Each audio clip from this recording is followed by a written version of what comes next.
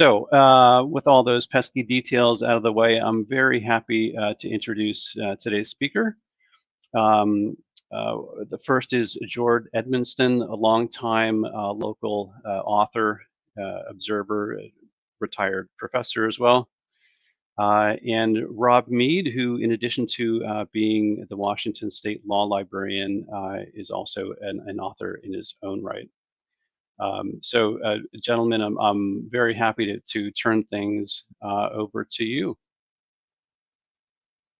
Thank you, Sean, and thank you to the King County Law Library for hosting this. This is the third time that George and I have presented this CLE. The second time was to the National Law Library meeting in Portland that happened this summer. And so there's a librarian cast to it, but we're going to focus in more on the history and the legal issues today. So as Sean said, I'm the State Law Librarian for Washington. I'm joined by George Edmonston Jr. He's a public historian, the retired editor of the Oregon State Alumni Magazine, but most importantly, he's a master storyteller, and he's father of my deputy, Laura. So we're telling the story today of murders and trials from Oregon and Seattle 120 years ago, connected to Edmund Crefield's Brides of Christ Church in Corvallis, Oregon. The story highlights the transition from Old West frontier justice to modern criminal law, taking place right when Seattle was a booming business metropolis and trying to build, a sustainable court system where you could rely on the court to sort of follow the rule of law. Also, there's two different types of insanity defenses in the story, and we can see sort of the modernization of insanity law in criminal defense as part of the story. It's really starts out with the serendipity of good stories that are hidden inside the library collections and sources and donated books. So we got a donation of about 83 books in 2023 that were rescued from a dumpster in Shelton in the 1970s. And the books were owned by Charles Lewis, who was a lawyer who joined the bar in 1920. One book, as we went through the 8th edition of Wharton's Criminal Evidence, workaday lawyer stuff, was signed by Archibald Wainless Frater, who was Lewis's father-in-law. Frater was a Seattle judge who passed away in 1925. And I did a quick web search as we're looking at these donations, just trying to figure out what do we have here. And Judge Frater had a couple of interesting articles about him. One was where he sentenced a soldier to 1 minute in jail for drunken disorderly conduct. The second was he was the judge in this Crefield murder saga. And I'm like, I don't know anything about this. What is this? I wrote a short story with just a few sentences about the Crefield murder saga for the Washington Courts Historical Society newsletter about the gift. And Laura saw that and said, my dad does public lectures about the Holy Rollers. And we started planning this lecture. So I'll let George tell the story and then return to talk about insanity law and the appeal and the story. Thank you, Rob. And it's a real pleasure to be here today. And let's just get right into this. I think it's fascinating how history often provides us with atom bombs in small packages. That's a good way to start this. Joan of Arc was 5'4". So was Jane Goodall. Saul of Tarsus, known to history as St. Paul the Apostle, conquered the Roman world, and he was only 4'6". I enjoyed a 45-year career as a journalist, and today I have with me my favorite story from all these years, the story of George Mitchell, Franz Edmund Crefield, and the Oregon Holy Rollers, and begins this way.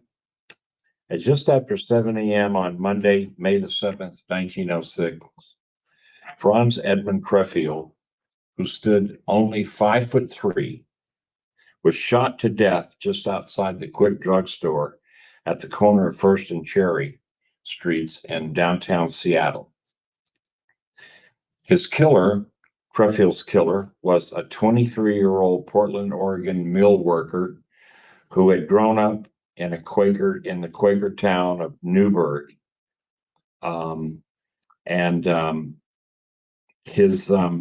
George Mitchell's trial for murder after this, his acquittal, and his almost immediate death in a revenge killing at the hands of his sister, Esther, a Crefield follower, and the trial proceedings against her are topics that will be covered by Rob later on. My job is to tell you the background story, and here it is. Before we take a closer look at this cult, let me share with you some reasons why this story should be of importance to law librarians and to lawyers. What it does for us, particularly the later trials, which become the centerpiece of the event and which Rob will talk about, they represent a turning point in the history of early 20th century jurisprudence. There are two reasons for this. The vigilante tradition, sometimes referred to as frontier justice, which justified individual action when the established law failed to respond to an offense, and which had ruled in courtrooms for generations, was coming to an end. And this, the second reason why this is important is this is an early example or an early sample in the adjudication of court cases involving the rights of the insane and for pleas of insanity or temporary insanity. So that's the beginning of the history of that. Franz Edmund Crefield arrived in Corvallis, Oregon in the fall of 1902. And by the time of his death in 1906, he was national news. And a lot of people knew about him from coast to coast. He was arrived in Corvallis, which, as many or most of you know, is the heart of Oregon's Willamette Valley and the home of Oregon State University. He was 32 years old, clean shaven, speaking with a noticeable European accent, and he connected with the town's immediately with the town's Salvation Army members, of which he had once been an officer. He was given the task right away of selling the War Cry, the Salvation Army's newspaper, on the streets of the small college town. He regularly attended Salvation Army meetings, but was soon discharged for disruptive behavior. Undaunted, Crefield moved to the country. He returned a transformed man, complete with Moses-type beard, a booming voice, and lots of wild-eyed charisma. His life was without compromise. It was holiness or hell, nothing in between. He was Crefield no more. Now he was, as he called himself, Joshua II, self-appointed leader of a cult that, in the beginning, referred to itself as the Come-Outers, or God's Anointed. They also used the Church of God and frequently referred to themselves simply as apostles. The group would not allow anything to hinder the freedom and spontaneity of the message, so their meetings sometimes lasted for many hours, highlighted by wild rolling on the ground and yelling. Thus, the name Holy Rollers became popular with outsiders. The Crefield cult would eventually be known as the Church of the Brides of Christ, or sometimes the Brides of Christ Church. Filled by the Spirit of God, God worked through Joshua with messages. It was Joshua's duty to disseminate them among his followers. He speaks to me, he frequently said. I hear his voice. Within a month, membership in the new church numbered 24 converts. Although this early group included men, most were women. At first, they met in the old dilapidated building on Corvallis' 2nd Street, and which in 1855 was served as the Oregon State Capitol building. And now it's a makeshift church. Shouting now became an integral part of their meetings, and it attracted a lot of attention. And Prophet Joshua was soon forced to move services to the private residence of one of his followers. It is important to remember at this time that a holiness movement among fundamentalist Protestants was sweeping across America. It is sometimes referred to as Pentecostalism. Pentecostalism was characterized by its emphasis on, or re-emphasis on, a literal interpretation of the Bible, speaking in tongues as a sign of salvation, the emergence of certain chosen ones to provide spiritual guidance to others in matters of faith and morality. It was also believed by followers that such chosen ones could transmit messages from God, often about the future. Crefeld was clearly a part of this movement. Back in Corvallis, services grew longer and wilder. Members shouted and moaned and rolled on the floor. Rumors abounded. Materialism was forbidden and abandoned. Women cult members burned their clothes and possessions in large bonfires that attracted the citizens of the town who gathered to watch.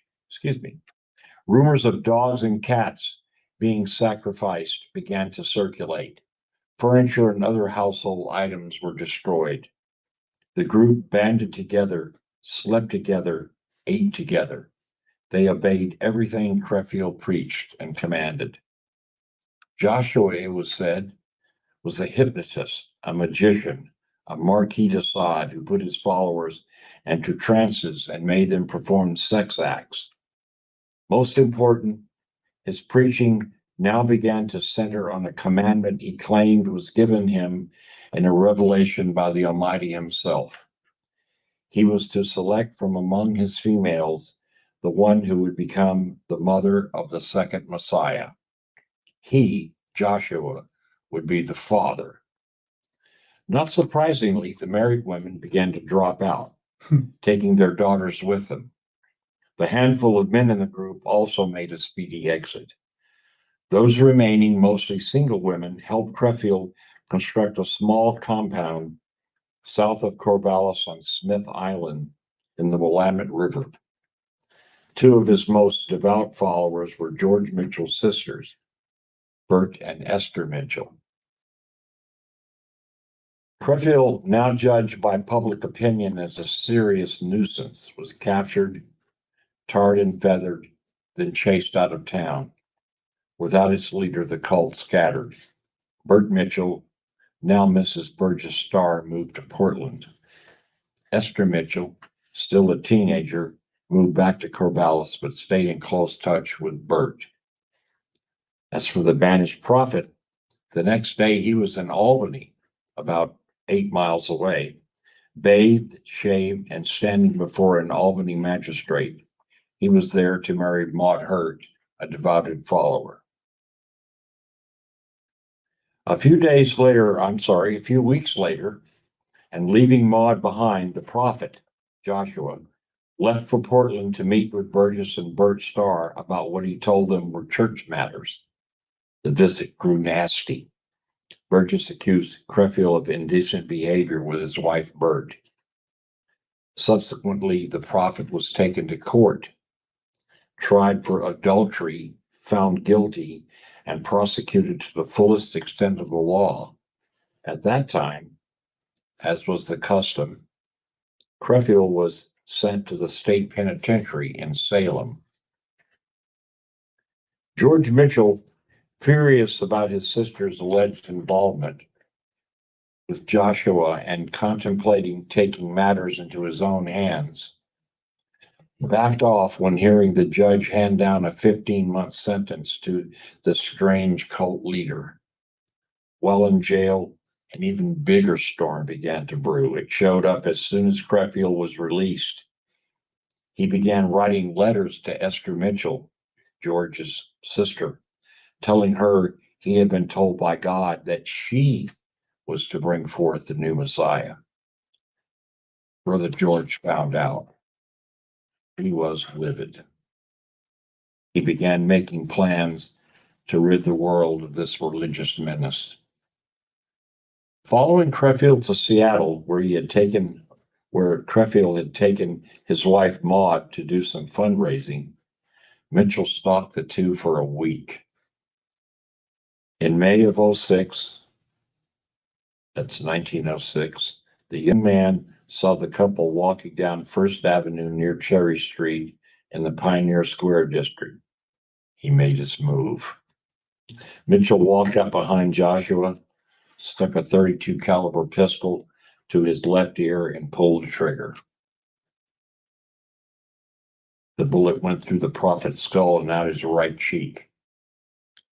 The prophet, who his followers thought was immortal, lay dead on the streets of Seattle. Mitchell offered no resistance and was immediately arrested by a nearby policeman. The news of the shooting reached Oregon. There was much rejoicing, particularly in Corvallis, where Crefeld had managed to wreck more than a few families. Wealthy businessmen rushed to the young man's support. Quickly, Mitchell had enough money to hire the best attorneys in the Northwest. The trial, which lasted from late May until early July, produced sensational testimony from a variety of witnesses, all claiming Crefeld to be a degenerate of the worst sort. And newspapers around the country covered the trial and gave updates almost daily. Present at the trial, of course, were members of the Mitchell family, and especially Esther. She sat in the courtroom saying nothing, only staring at her brother with a blank look. She showed no emotion when the jury found George not guilty. The verdict was justifiable homicide on a case built around temporary insanity. The sentiment was overwhelmingly that Mitchell had done society a favor by ridding it of a nuisance and blasphemer of the holy word. On July the 12th, 2 days after George's trial was over, Esther gave her response. It happened at Seattle's Union train station, where her brother was waiting with a large contingent of supporters for a 4:30 p.m. train back to Portland. Walking up behind her brother, Esther put a pistol to George's head and shot him in the same manner as he had shot Joshua. Mitchell slumped to the floor, dead. Esther was arrested and taken to jail. There was a second arrest. Maud Crefeld, Joshua's wife, was arrested for conspiracy, the police claiming she had purchased the weapon Esther had used. 2 weeks into her confinement, Maud committed suicide in her cell by eating rat poison. Esther was eventually sent to an insane asylum where she made a recovery and was released. Later, she married but took her own life in 1913.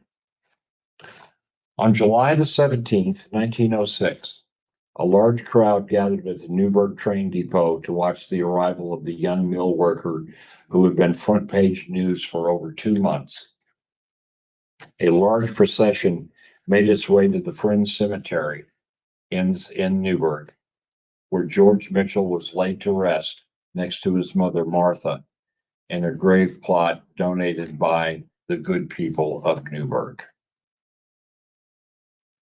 There's the story, Rob, and now about the trials. Let's take a look at these trials from a defense lawyer's perspective. I've been a public defender briefly, and it's hard to defend somebody who, in front of many witnesses, walks up behind them and shoots them in the head. Right? Clear premeditated murder. So here's a quandary for the defense team, right? What do we do with this? So George intentionally hunts down Crefeld to avenge his family and sister's honor. The Seattle Times editorial page said that George had done his part and killed the man who ruined his sisters and broke up their home. So the sense of frontier justice, the sense of we're going to take care of things, that men are in charge of enforcing sort of society's mores, especially against weird, deviant behavior in their eyes, just is chalked through this thing. The juries at this time were all male. And so they had a jury made up of mostly sort of working class and low-level business, middle class jurors, all male, who heard the case. Old West frontier justice, though, like I said, is decreasing and declining and becoming more suspect. And other newspapers in Seattle are clamoring for the rule of law. How do you defend against cold-blooded murder in this situation? Well, the insanity defense and the temporary insanity defense, right? You don't have to have a history of mental illness, although the defense argued that. You don't have to have ongoing mental illness, after the fact. It's a temporary thing, right?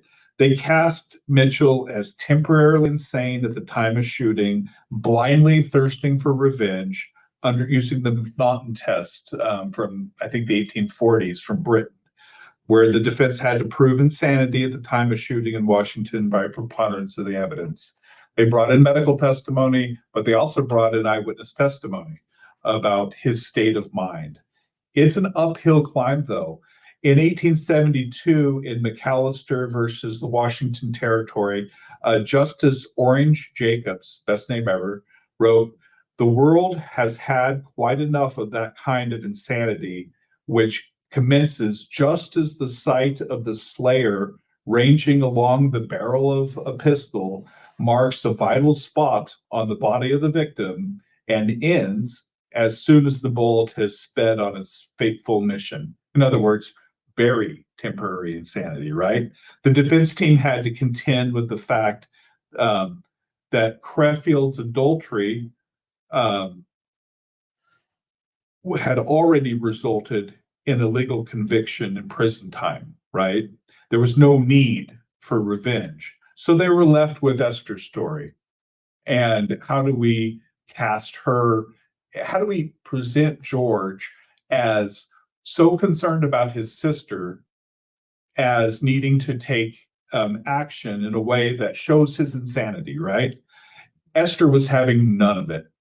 As George said, she's sitting with a blank face in the trial, getting more and more angry about the accusations of seduction and her being portrayed as a victim. Nonetheless, the defense produced evidence that George believed that he was called by God to protect Esther's honor, defend her from future abuse.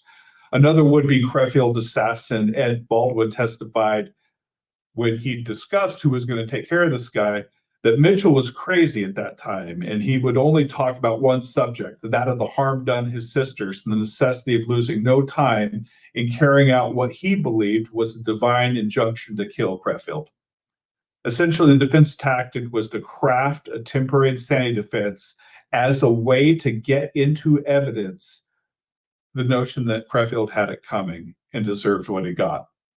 Right? You couldn't just introduce that, the judge wouldn't allow it. You had to get it in through state of mind. So on July 10th, 1906 at 4:45, after deliberating for about 90 minutes, the jury decided that Mitchell was not guilty and gave that to the judge with no assertion as to whether or not he was insane or not. Just not guilty. He's a free man. Old West justice prevailed in early modern Seattle. Not surprising, the district attorney McIntosh was incensed.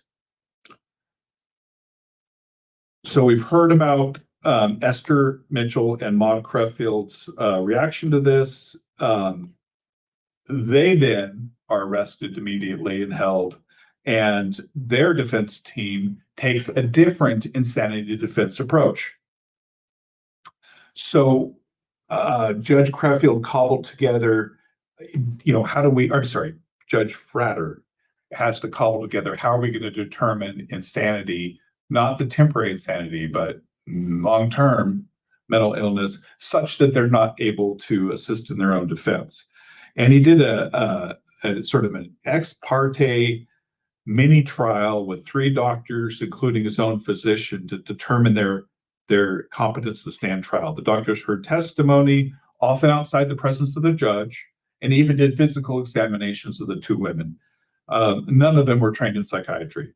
The process deviated substantially from the statutory process for civil commitment, as we'll see, but came to the conclusion that they were mentally ill to the point that they could not assist in their own defense, and the judge declared them insane and ordered them deported to Oregon pursuant to a statute that we'll look at in a moment. So next slide, please.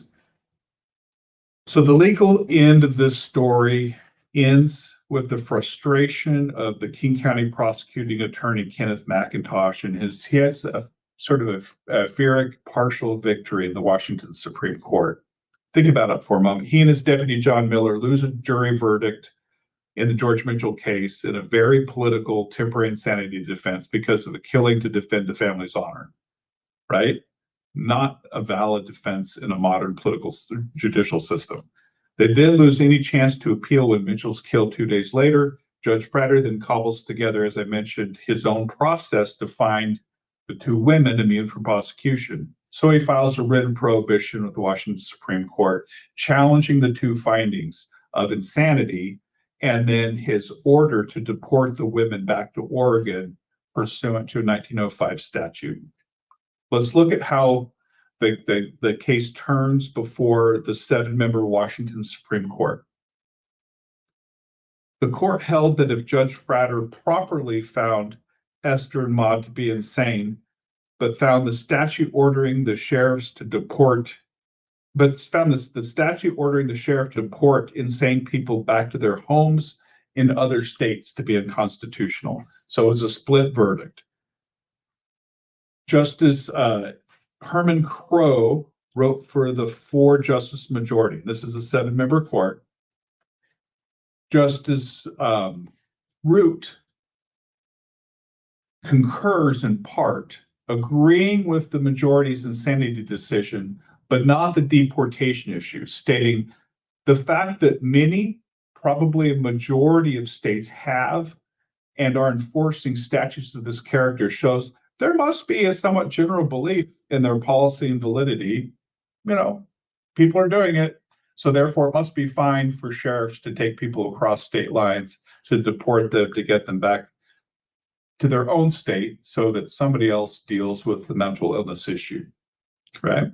Chief Justice Mount, joined by Justice Fullerton, concurs on the deportation issue, saying that's unconstitutional, but they would have granted the writ of prohibition on the insanity finding, as Judge Fratter used a common law approach in having the doctors to determine insanity rather than following the statute requiring a jury trial on the issue. We'll look at that statute in a moment. Unfortunately, our library doesn't have the briefing on the insanity issue. I'm guessing that it was sealed to protect the women's privacy.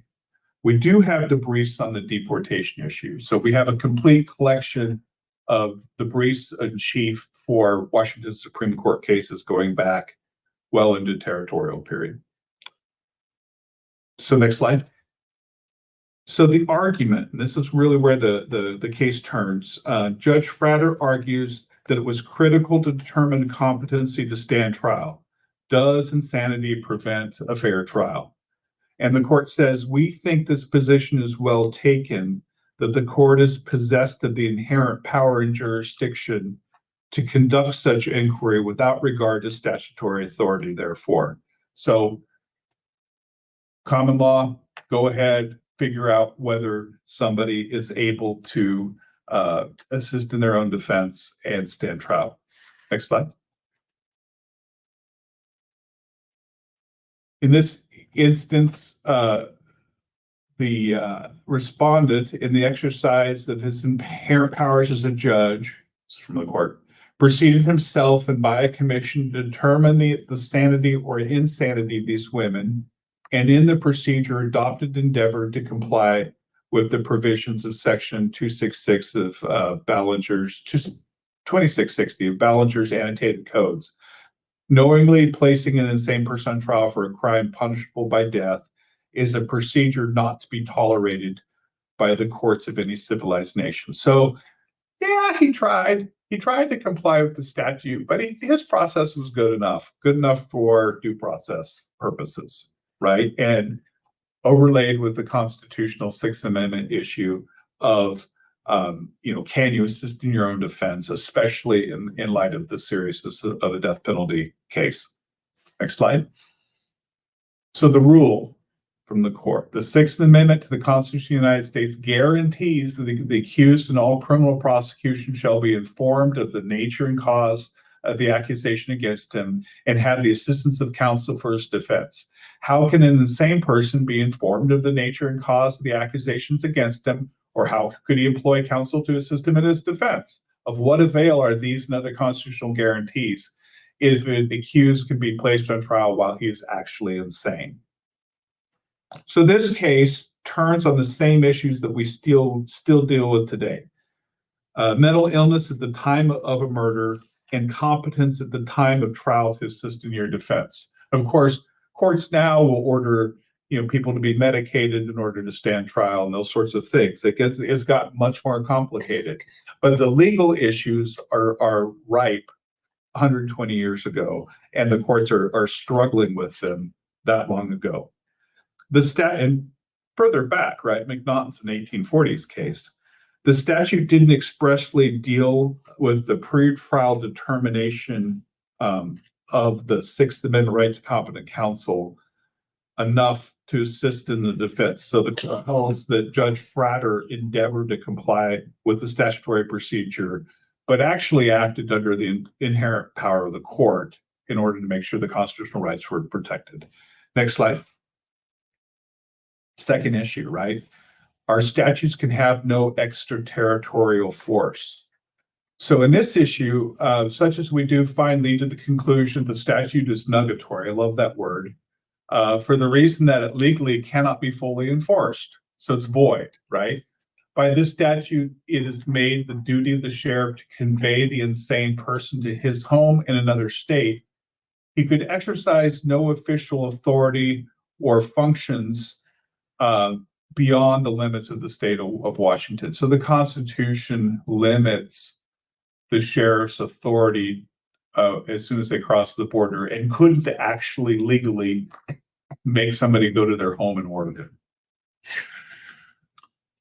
Next slide. So I'm going to skip the next two slides. These are the statutes for one more. Those were the statutes for the civil commitment hearing process that required a jury trial. The jury trial on insanity that Judge Frater chose to not do. But it wasn't exactly a civil commitment case, right? It was are you competent to stand trial before a murder case? And so the judge had, arguably reason to avoid dealing with that issue. Now, this chapter 138 passed in 1905, passed right before, a year before. This is the statute that ordered the sheriff to take people who were found to be criminally insane out of the state and take them back to their home state. This is the one the court found to be unconstitutional because it exceeded the powers of the sheriff. So, one more slide. And we ran a little fast, so we're happy to do lots of questions and answers today.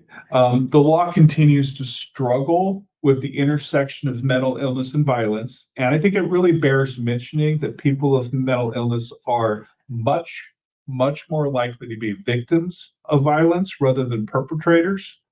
The Old West solution, though, to social conflict, mob violence, vigilante justice, continues to happen today. In fact, legal historians have looked at the history of the Old West and said that, three things: the women showing up, schools and churches showing up, and then the rule of law changing the sort of Old West narrative can be traced as the frontier moves west, right? So a place like Dodge City, Kansas, has a reputation for gunfighting, but that gunfighting period is only a matter of a couple of years before things are clamped down. There's a police force, there's a prosecutor, there's defense attorneys, there's judges, and they take care of justice in a good 19th century sort of way, in a prescribed rule of law at that time sort of way. And so, at what point does frontier justice end and modern justice start is going to really vary across the frontier. In Alaska, it goes on further. There's times when that narrative, that play is really local history, not so much national history. But the modern approach to therapeutic justice continues to conflict with social calls for both safety and revenge. And, to what extent do we protect the rights of people who are accused of crimes who also have mental illness, and against society's calls for safety and revenge? Where's the line? I suppose the only good news that comes out of the story, we have several murders, we have a lot of crimes that have been committed, and we have 2 suicides. Both women committed suicide, one earlier than the other. But the only good news from this story is that law librarians and historians and lawyers can use these interesting cases to draw attention to legal issues and to our collections today. And with that, we have about 20 minutes that we'd love to answer questions or your comments from the audience. Thank you so much, Rob and George. No questions have come in yet, but I would encourage anyone, if a question or thought comes to mind, please type it into that Q&A pod on the right-hand side. It's a very interesting tale. It kind of makes you wonder how many other stories are hiding on the shelves, that we're not aware of. Yeah, so Barbara's question is a really good one. Once Esther was deported to Oregon, was she placed in the asylum based on the Washington decision? Theory, Oregon would be under no obligation to enforce a Washington decision. Because the court found it unconstitutional to send her to Oregon, she was in the asylum in Stellicum. And she did, I don't remember, was it 2 years? Yes, approximately.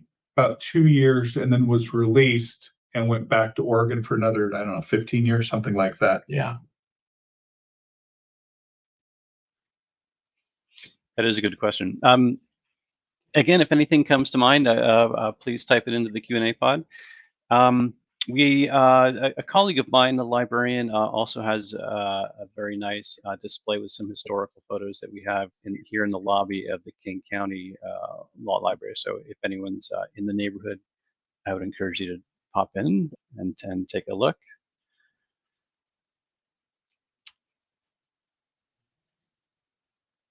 I don't see any other questions coming in, but we'll give folks a couple of minutes to type something in. I have a quick question. Both of you have done a lot of reading with various books, and maybe if there are even documentaries out there, what would you say is your favorite source for what was the book that really stood out to you that you read about this case? The book Murdering Holiness Absolutely. is the best one. There have been 3 books. This is a huge story that had to be condensed down into the time that we have for this class. I had about 30 minutes to tell a story that's in right now. You can find it in 3 different books, lengthy books. So much, the problem when you're doing something like this, as I'm sure many in our audience know, Rob sort of knows this, is what do you leave out? what do you talk about? What do you leave out? And had to leave out a lot. So the book Murdering Holiness is the one I really relied on as well.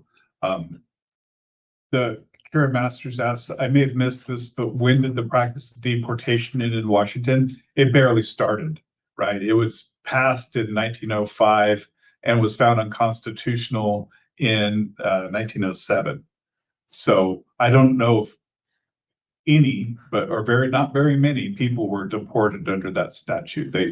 Washington had to deal with its own people with mental illness, criminal insanity here.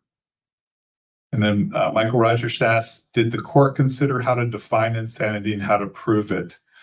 Earlier Washington courts worked around that question. So there was Washington case law based on the McNaughton case. I don't remember the names of the cases off the top of my head, but there was a standard of sort of, are you aware of the morality of your actions, and are you sort of aware of reality, was sort of the standard that the defense team would have to prove beyond a preponderance of the evidence. And, were you so enraged and overcome with your insanity at the time of the temporary killing that it caused you to lose track of sort of both reality and morality? That was sort of at the heart of it. Who was the second woman to kill themselves? Well, of course, Maud Crefeld took herself out while she was being held in jail in Seattle. She ate rat poisoning and killed herself that way. To answer the question here, the second woman was Esther Mitchell, George's sister, the one who killed him. She killed herself in 1913, I think, and that was done on the Oregon coast. She got remarried at that point, Yeah, so she got on for life. Yeah. But this haunted her. The question, Barbara, what were the consequences for vigilantism during that time? In this particular case, I don't know the answer to that. If you take a look at the West, in total, but I do know in this particular story, in this particular case, that there were no consequences that I've read about. What were the consequences for tarring and feathering Crefeld and Corvallis? None of those people were called on their actions. No one was arrested. No one did any jail time or community service or anything else. It was very, very much approved of, silently approved of by the community. They were ridding the community of a tremendous menace, someone who was really upsetting a lot of families there. So nothing that I know of. I haven't seen anything, Barbara, about consequences in this particular story. The vigilantism had kind of an ugly racist tone to it in the West as well, that would often be turned against communities of color, people from China, etc. So it was something, as the rule of law increased, that was dealt with. But that's just an ugly factor that travels through American history, right? It's sort of political violence and the sort of quasi-judicial tone to it. A lot of power baked into that whole decision. One of the things that was hard to stop in the West was dueling. So they started imposing, murder trials against the person who won a duel, and that tapered dueling off. But it took decades to get people to stop shooting at each other over, issues of personal honor. So yeah, it's tricky and complicated and doesn't, it isn't a clean story. Did either of the women leave a note otherwise explaining why specifically why they chose suicide? Not that I'm aware. I didn't read anything of, there's nothing there that I remember. No, no notes. Could we, Um, could it possibly, I mean, I'm thinking the conditions of confinement might have possibly been an issue. From the defendant's view, and given the conditions of the facilities at that time, maybe even the unregulated as they are now, how different was a sentence served in a mental institution from a typical jail or prison? I imagine it wasn't good in either place. The mental institutions had a veneer of hospital veneer to it, Perfect. at that time. So they were less, you were locked in, but you weren't shackled or things like that. The jails were, would really vary from place to place. And I have no idea what the Seattle jail was like, but they weren't great places. They continue not to be great places in some places, in terms of, the whether they're clean, whether they're infested with rats, those sorts of things. And so, yeah, but the mental hospitals were hospitals and if you were there for, involuntary commitment, there may be bars on the windows and things like that. Well, sort of saying what Rob just said in another way. I think if at the time, if you were in a mental institution, there were probably a lot of people housed that way who felt like they were in jail. I'll tell you. Sure. Absolutely. Not free to leave. No. This is a little before the, great explosion of psychotropes and trying to medicate people to get better. So if you get into the 1920s and 30s, they're essentially, I'm not going to say experimenting on prisoners, but that has that feel to it of can we medicate people and fix them, right? And of course, just after this time period, well, even at the start of this time period, you've got eugenics happening, lots of explaining as to why somebody has mental illness that doesn't really line up with anything we recognize today. So one really good quote, librarians and authors especially love when they hit a home run with recommending a book for someone. So somebody Ben ordered the book. That's great. Fantastic. Then you just added a really nice piece to your collection, let me tell you. You're going to love this book. This is a great question from Barbara. Yeah. So there also seems to be a strong threat of undermining female autonomy in this case, in a sense that this was a brother defending the honor of his sister who didn't want it. Was there any news coverage that you were aware of that presented the female gaze or the woman's perspective on this case? No. Yeah, I think the newspaper culture at this time is pretty darn male, and they're in it to sell stories. So there'd be newspapers on both sides in Seattle during this trial, telling the story in a way to try to please their readers.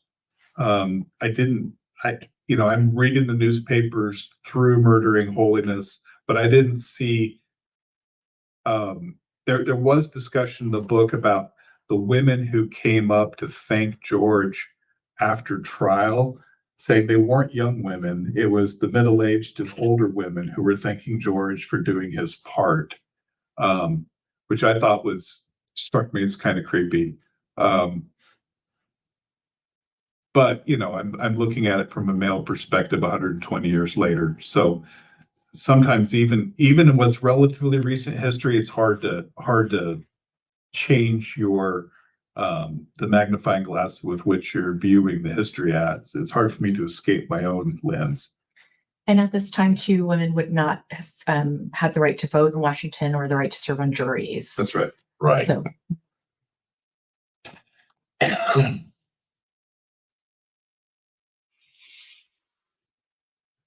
looks like that may be the last question.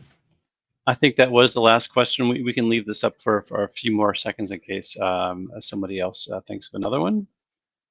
Hey, by the way, excellent questions. Really, really good. Thank you so very much for all of you who contributed in this way.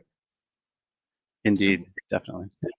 Thank you again to the King County Law Library for giving us this chance to talk. Absolutely.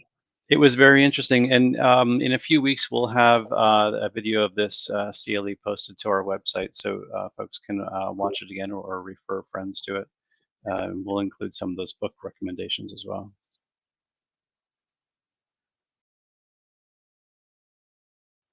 All right, I don't see any additional questions coming in, so I would just like to thank everyone, George, Rob, and also Laura for making this possible. It was very, very Yes. interesting. And thank you for your help. Thank you, My Sean. pleasure, of course.